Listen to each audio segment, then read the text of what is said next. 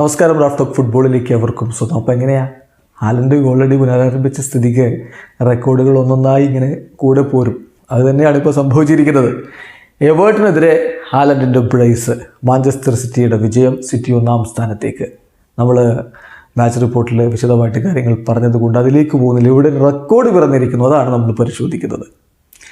ഇന്നത്തെ മത്സരം Erling ഹാലൻഡിൻ്റെ 50ാമത്തെ premier league സ്റ്റാർട്ടായിരുന്നു. Premier ലീഗിൽ അദ്ദേഹം സ്റ്റാർട്ട് ചെയ്യുന്നത് 50ാമത്തെ കളിയിൽ.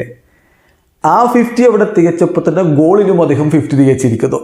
49 ഗോളുകളാണ് സ്റ്റാർട്ടിൽ നിന്ന് നേടിയത്. അല്ലാത്ത ഗോളുകളുണ്ട്, അതല്ല, സ്റ്റാർട്ട് ചെയ്ത കളികൾ മാത്രമാണ് വരുന്നത്, സബ്സ്റ്റിറ്റ്യൂട്ട് റോളിലുള്ളതല്ല. 50 സ്റ്റാർട്ടുകൾ, ഇന്നത്തെ 2 ഗോൾ കൂടി ചേരുമ്പോൾ 51 ഗോളുകൾ.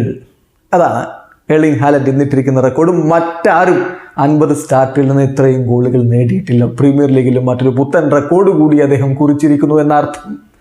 പിന്നെ നമുക്കറിയാമല്ലോ, പോയ സീസണിൽ അദ്ദേഹമായിരുന്നു ടോപ്പ് സ്കോറർ. 36 ഗോളുകളുണ്ടായിരുന്നു. ഇപ്പോൾ ഈ സീസണിൽ ഈ 2 ഗോളുകൾ കൂടി, ഇന്നത്തെ 2 ഗോളുകൾ കൂടി വരുമ്പോൾ 16 ഗോളുകളായിരിക്കുന്നു. അതായത് ടോട്ടൽ 52 ഗോളുകളിലേക്ക് അദ്ദേഹം പ്രീമിയർ ലീഗിൽ എത്തിയിരിക്കുന്നു എന്നർത്ഥം.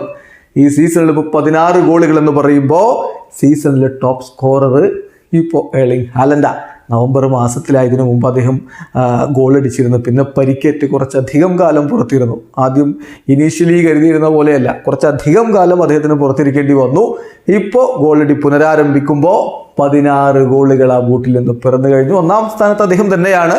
14 ഗോളുകളുമായിട്ട് സല 2-ാമതും, ഡൊമിനിക് സൊലങ്ക 13 ഗോളുകളുമായിട്ട് 3-ാം സ്ഥാനത്തും നിൽക്കുകയാണ്. എന്തായാലും ഏർലിംഗ് ഹാലൻഡ് ഗോളടി പുനരാരംഭിച്ചു, റെക്കോർഡ് ഇടുന്നതും പുനരാരംഭിച്ചു. വീഡിയോ അവസാനിക്കുന്നത്. ഫുട്ബോൾ ലോകത്തെ കൂടുതൽ വിശേഷങ്ങളുമായി റാഫ് ടോക്സ് എത്താം.